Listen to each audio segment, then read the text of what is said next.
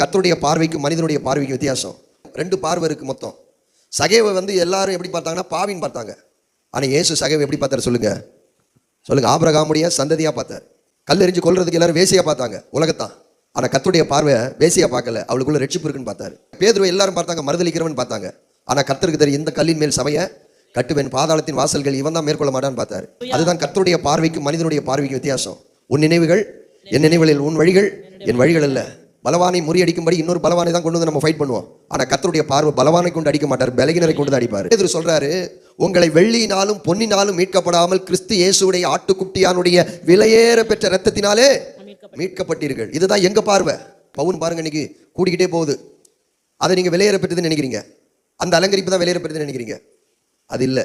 உலகத்தானுடைய பார்வை ஜோல்ஸு, நகை, பணம் இதுதான் பெருசா தெரியும், அந்த அலங்கரிப்பு தான் பெருசா தெரியும். ஆனா எங்களுடைய பார்வை எப்பவுமே சாந்தமும் அமைதலும் அவருடைய இருதயத்தில் மறைந்திருக்கிற குணமே கர்த்தருடைய பார்வையில விலையேற பெற்றது. எது கர்த்தருடைய பார்வையில விலையேற பெற்றது? இந்த அலங்கரிப்பு, அழியாத அலங்கரிப்பு. இது பரலோகத்திலே அழியாது. உங்களுக்கு இந்த குணம் தான் நம்மளை பரலோகத்துக்கு கொண்டு போகும். உனக்குள்ள என்ன இருக்கணும்? அழியாத அலங்கரிப்பு இருக்கணும். புரிந்தவங்க ராமின்னு சொல்லுங்க. நான் வாரி வலிச்சு போடுறதுனால கர்த்தர் ஒரு நாள் என்கிட்ட பிரியப்படுறதே அல்ல.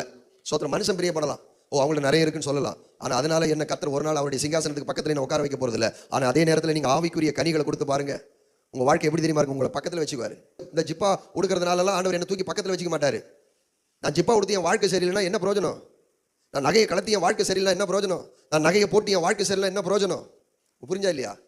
நம்ம இந்த பூமியில என்ன சேர்த்தாலும் கொண்டு போக மாட்டோம். ஆனா இந்த பூமியில் உள்ள ஆசீர்வாதத்தை வச்சு பரலோகத்துக்கு சில ஆசீர்வாதத்தை கொண்டு போவோம். பைபிள்ல பூமியில சேருங்கன்னு பைபிள் எங்கேயுமே இல்லை. ஆனா உங்கள் பொக்கிஷத்தை பரலோகத்திலே சேர்த்து வைங்கன்னு தான் பைபிள் இருக்கு. இந்த பூமியில சம்பாதிக்கிறது பூமியில போனாலும், ஆனா இந்த பூமியிலிருந்து வருகிறது நீங்க சரியான இடத்துல இன்வெஸ்ட்மெண்ட் பண்ணினீங்கன்னா ஊழியத்துக்கு கொடுக்கணும், ஏழைகளுக்கு கொடுக்கணும், மிஷனரிகளுக்கு கொடுக்கணும், விதவைகளுக்கு கொடுக்கணும். இப்படிப்பட்ட திக்கற்ற பிள்ளைகளுக்கு நாம் கொடுக்கும்போது நம்முடைய வாழ்க்கை கர்த்தருக்கு பிரியமான வாழ்க்கையாய் மாற முடியும். அல்லேலூயா. உற்சாகமாய் கொடுக்கிற இடத்துல கர்த்தர் பிரியமா இருக்கிறார். ஏன் நாங்க ஆண்டவருக்காக இந்த தொண்டு செய்யறோம், சேவை செய்யறோம், இந்த ஊழியத்தை செய்யறோம். எவ்வளவு அவமானங்கள், கஷ்டங்கள், நிந்தைகள், போராட்டங்கள், பொருளாதார குறைவுகள், வியாதிகள், பலகீனங்கள், கஷ்டங்கள், பரியாசங்கள் ஒரு பக்கம் நம்ம இவ்வளவு இருந்தாலும் ஏன் நம்ம ஆண்டுடைய ஊழியத்தை செய்யறோம்னு சொன்னா, ஒவ்வொரு நாளும் நம்ம செய்கிற ஊழியத்தின் மூலமாக பரலோக ராஜ்யத்தில் பைபிள் சொல்லுது, ஒருவன் எனக்கு ஊழியம் செய்தால் பிதாவானவர் கனம் பண்ணுகிறார், நான் எங்கே இருக்கிறேனோ அங்கே என் ஊழியக்காரன் இருக்கிறான் என்று சொல்லி ஆசீர்வதித்த தேவன்.